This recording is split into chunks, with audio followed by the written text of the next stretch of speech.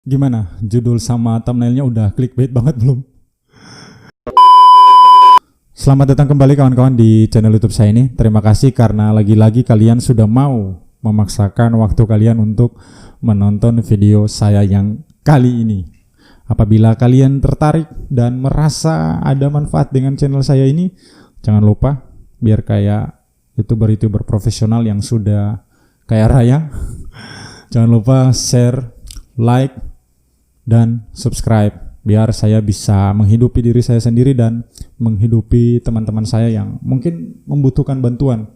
Karena harus saya akui ya, saya juga beberapa teman-teman saya belakangan ini memang cukup kesulitan, dan karena kebetulan channel YouTube ini sudah bisa menghasilkan sedikit rezeki, maka saya meminta bantuan kepada teman-teman juga untuk terus mendukung saya agar bisa membantu saya dan teman-teman saya. Kenapa saya tidak mementingkan diri saya sendiri? Karena jujur ya, selama 2 tahun belakangan ini saya banyak terbantu oleh kawan-kawan, khususnya ketika saya di penjara kemarin.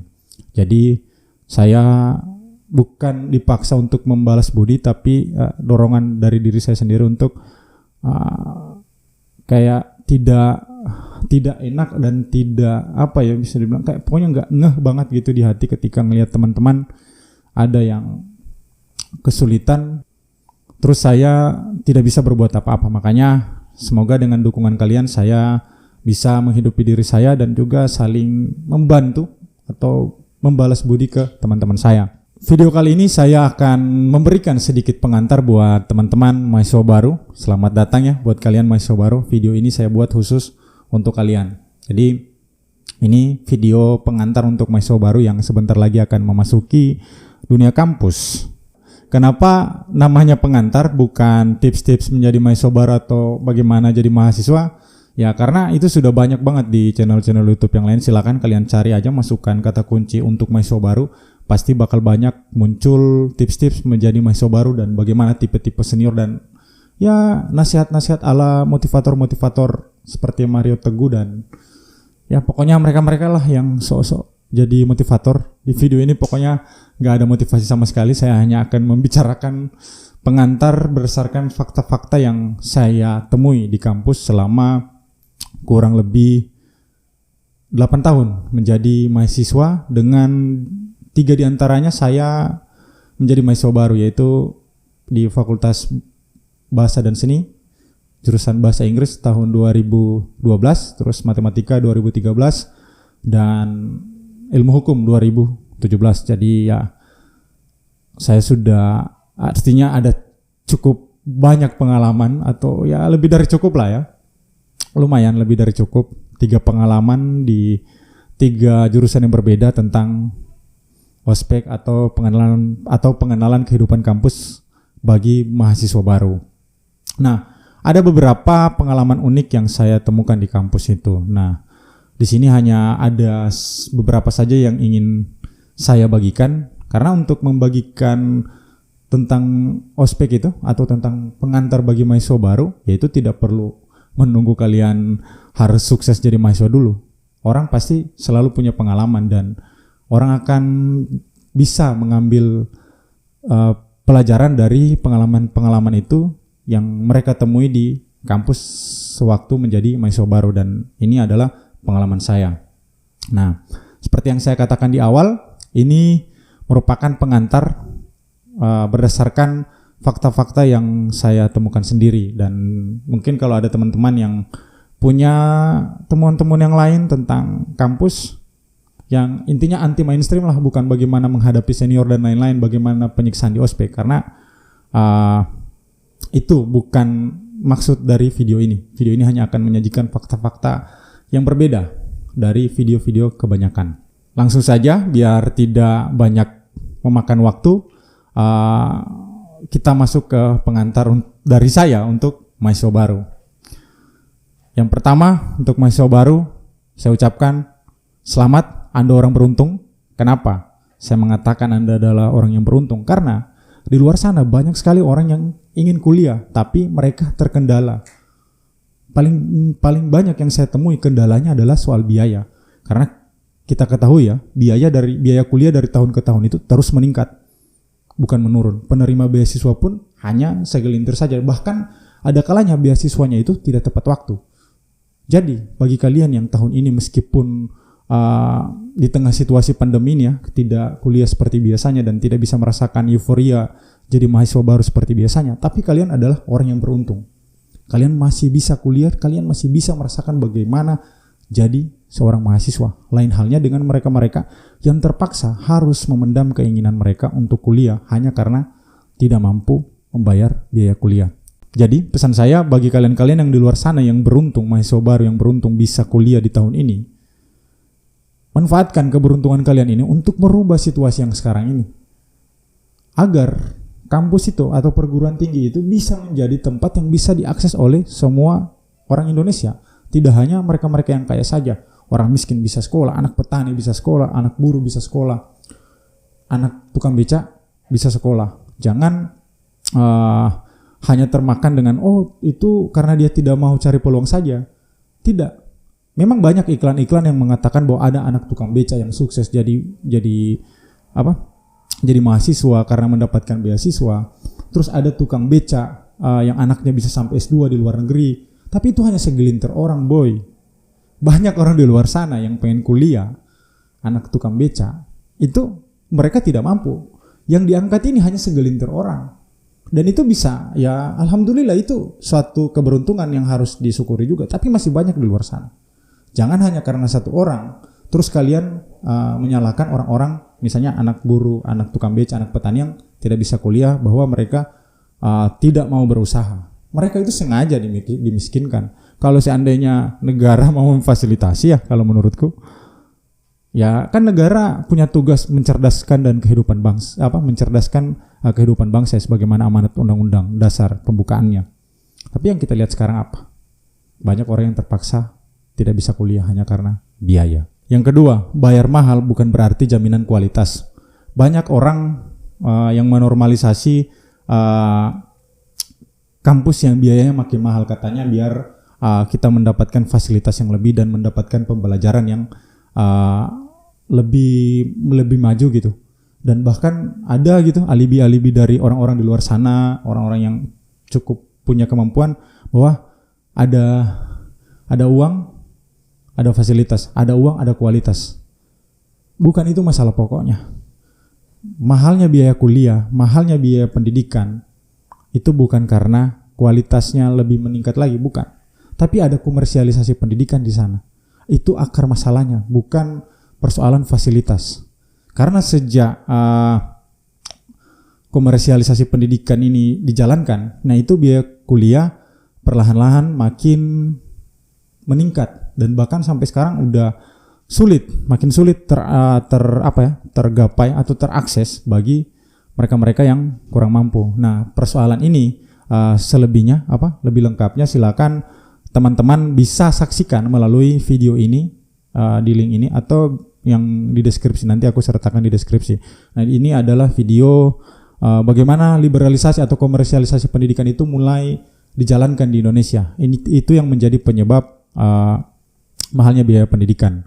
Sekedar info juga, ini video aku bikin bareng teman-teman dari Aliansi Mahasiswa Ambyar dari Bandung, Aliansi Mahasiswa Bandung Raya atau Ambyar.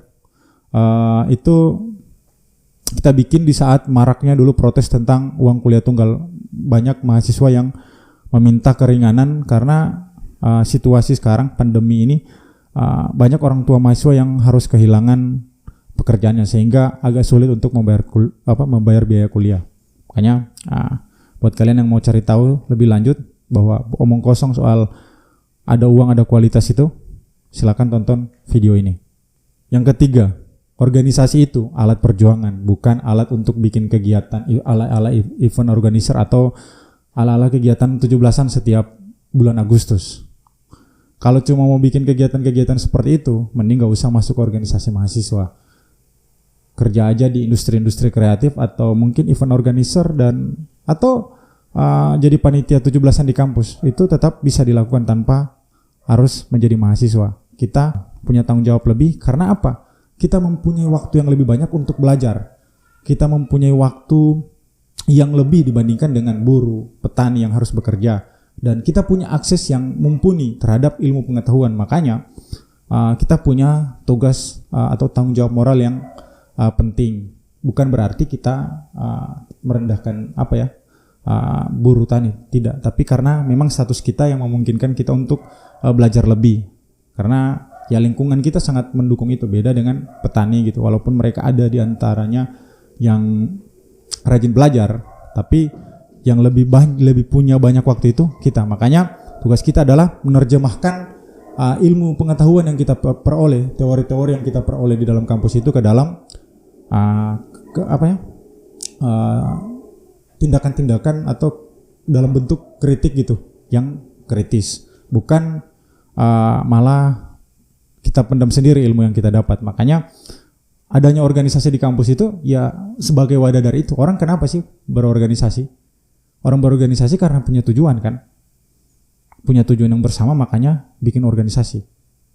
Nah, organisasi mahasiswa seharusnya adalah alat perjuangan, bukan sebagai tempat undang artis bikin acara ngabis-ngabisin uang, cari sertifikat buat lamaran kerja nanti. Sebenarnya bukan itu tugas dari organisasi mahasiswa. Oke, mungkin memang kita perlu ya, karena memang harus diakui banyak orang juga penting untuk melamar kerja setelah kuliah, dan salah satu yang biasa mendukung itu ya sertifikat di organisasi. Cuma kan jangan cuma jadi pelaksana kegiatan lomba balap karung atau lomba makan kerupuk. Ya organisasi mahasiswa kan bisa diisi dengan misalnya lomba yang menulis. Terus bukan itu yang jadi kegiatan utamanya, melainkan bagaimana memikirkan kepentingan mahasiswa yang semakin lama semakin dirampas ini. Nah itu ya sedikit soal organisasi. Jangan cuma biar kelihatan sebagai aktivis saja. Itu sih. Untuk selebihnya ya soal organisasi sebagai alat perjuangan ini silakan cari referensi yang lain juga. Kalau memang apa yang aku katakan ini mau kalian bantah, silakan tinggalkan di kolom komentar. Yang keempat, ini paling banyak yang aku temui ya. Banyak orang yang adu gengsi soal nama kampusnya. Kampusku peringkat 1, kampusku peringkat 2, kampusku peringkat 3 lah seluruh Indonesia atau apalah itu. Kampusku paling maju dan segala tetebengenya itu. Tapi ingat, nah kampusmu itu terbaik karena ada banyak yang mereka sembunyikan. Cari tahu dulu. Bukan berarti ya aku bilang begini terus kalian bilang walah paling ada yang salah itu. Cari tahu dulu kampus kalian itu sudah benar-benar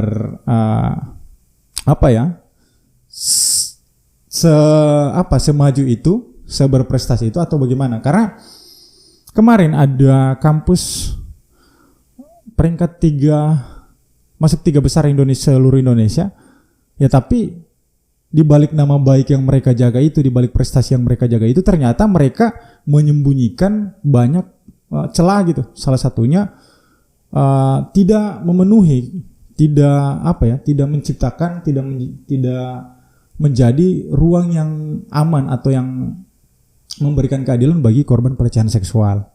Malah disuruh berdamai gitu dengan si pelaku, katanya biar kampus nggak tercoreng nama baiknya. Nah, masalah itu silakan baca di tulisan ini. Ini sempat viral beberapa bulan yang lalu. Nah, pokoknya ada kampus gitu yang lebih mementingkan nama baik. Dan ini sebenarnya bukan hanya satu kampus ini saja, ada beberapa kampus gitu yang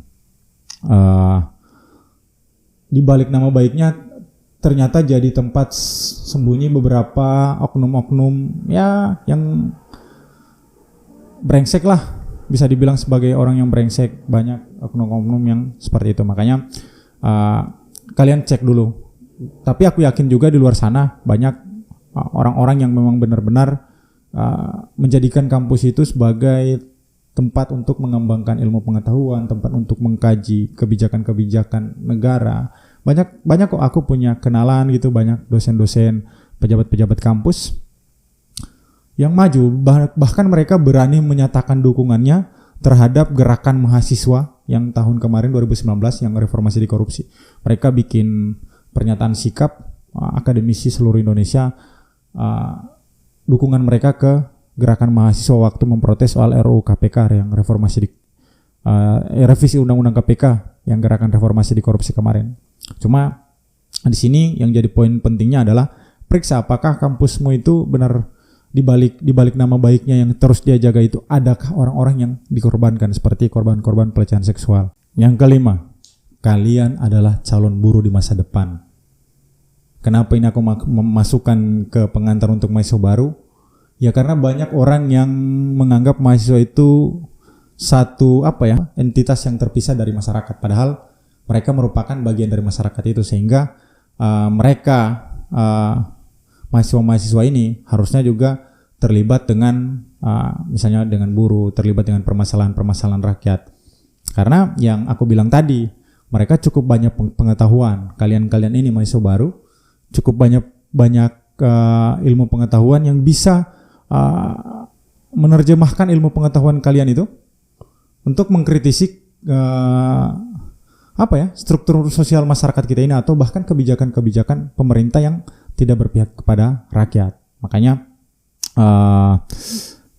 misalnya kayak sekarang ada masalah Omnibus Law, atau ada masalah penggusuran, atau ada masalah soal tanah adat yang kemarin dirampas oleh negara itu. Nah itu harusnya kalian harus mengkaji itu, harus mempelajari soal itu. Suatu saat kalau kalian masih terus merasa bahwa kalian ada entitas yang terpisah dari masyarakat ini, ya kalian akan kena. Karena mungkin kalian di kampus cuma 4 atau mungkin maksimal sekarang 7 tahun. Setelah itu ya kalian akan melebur dengan mereka. Kalau kalian tidak ikut menyelesaikan ini, tidak ikut terlibat dalam menyelesaikan persoalan mereka, ya ini kalau tidak selesai sekarang, itu akan kalian alami di tahun kemudian. Misalnya Omnibus Law tadi yang aku katakan. Kalau Omnibus Law ini sampai lolos, bukan buruh-buruh yang sekarang, bukan hanya mereka yang merasakan penderitaannya nanti, tapi kalian juga. Kecuali kalian adalah pemilik alat produksi, atau misalnya Abu Rizal Bakri gitu, atau Haritano yang kaya raya. Tapi kan kalian lebih banyak bukan orang-orang yang seperti Haritano atau Abu Rizal Bakri, bukan pemilik alat produksi. Makanya kalian harus terlibat di sini karena kalian memiliki keberuntungan yang kukatakan tadi. Punya akses terhadap ilmu pengetahuan, dan sudah semestinya ilmu pengetahuan atau teori-teori yang kalian peroleh itu kalian terjemahkan ke dalam kritik-kritik untuk membangun, untuk lebih menegur negara yang mungkin saja sekarang sedang lupa terhadap kesejahteraan rakyatnya. Itu. Yang keenam, pukullah seniormu. Kenapa aku bilang pukullah seniormu? Karena banyak banget senior yang di luar sana yang sok-sok mendikte junior, apalagi maba harus diarahkan begini untuk melancarkan kepentingannya. Ada yang ketika mahasiswa baru mulai mempertanyakan sesuatu yang di kampus, ada kalanya senior itu mau mendikte, oh kamu jangan dulu lah, jangan begini, ini terlalu bahaya bagi kamu, atau nanti ini bisa merusak kelompok kita. Nah biasanya begitu, kalau di organisasi itu ada senior seperti itu, akan mencemarkan nama organisasi kita karena si yang kamu kritis ini sering membantu kita gitu. Nah kalau kamu ketemu sama senior begitu, ya dipukulin aja dia. Kalau kamu masih takut, ajak aja senior yang lain. Aku yakin di luar sana banyak senior yang sudah terbebas dari budaya senioritas yang sampai itu. Banyak senior di sana yang mau jadi rekan kalian, mau jadi kawan perjuangan kalian, yang bisa berbagi ke kalian tanpa ada hierarki atau ada yang mendominasi gitu. Ya kalian rendah hati boleh, tapi jangan rendah diri. Bakalan dibikin jadi jongos. Poin ketujuh ini mungkin ada yang tidak sepakat dengan ini, tapi bagiku dan beberapa kawanku ini cukup masuk akal.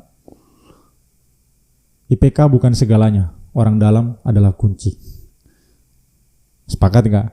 Silakan tinggalkan komentar kalian masalah ini, biar kalian dengerin lagu yang ini saja. Cari kerja udah mampus-mampusan, titel strata 1 banyak saingan, diploma 3 tis harapan, SMA selamat berhayal,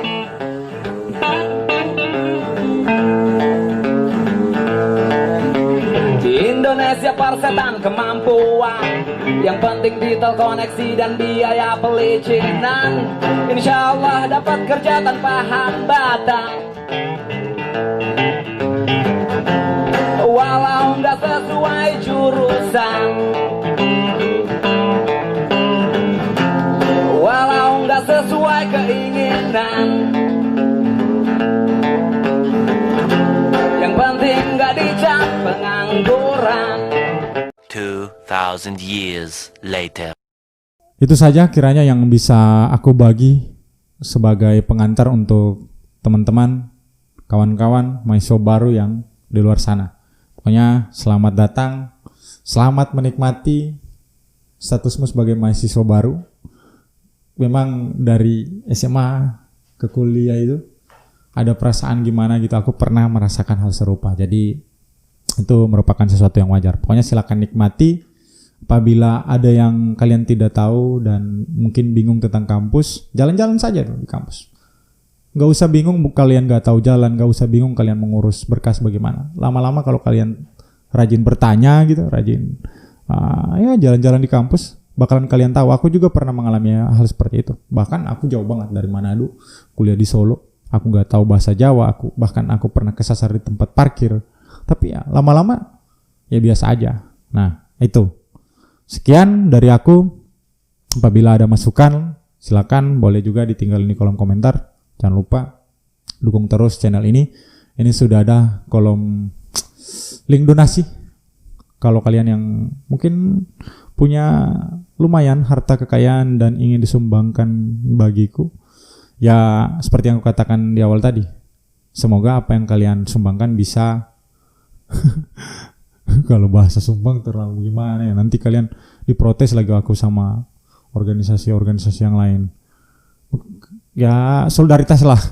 Kalau kalian ya solidaritas seperti yang aku katakan di awal tadi, bahwa ya semoga itu bisa berguna bagi aku dan berguna bagi kawan-kawanku, karena aku hidup sekarang di Solo ini banyak banget mendapat bantuan dari kawan-kawanku, apalagi pas aku di penjara 18 bulan kemarin tanpa aku minta.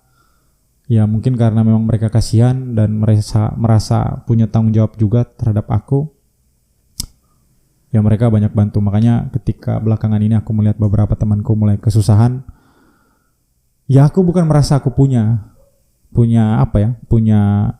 uang lebih atau merasa lebih sedikit beruntung dari mereka, bukan seperti itu. Tapi ya aku coba bagaimana caranya setidaknya bisa meringankan kesusahan mereka saat ini. Siapa tahu mereka jadi di kemudian hari mereka punya kelebihan dan aku yang sedang susah atau kalian yang sedang susah bisa dibantu, karena solidaritas adalah kunci kita. Itu sih dari aku. Ini YouTube sekarang memang sudah mulai beriklan dan sudah mulai menghasilkan, jadi ya bisa dibilang udah mulai jadi pekerjaanku. Terima kasih, sampai jumpa di video-video selanjutnya.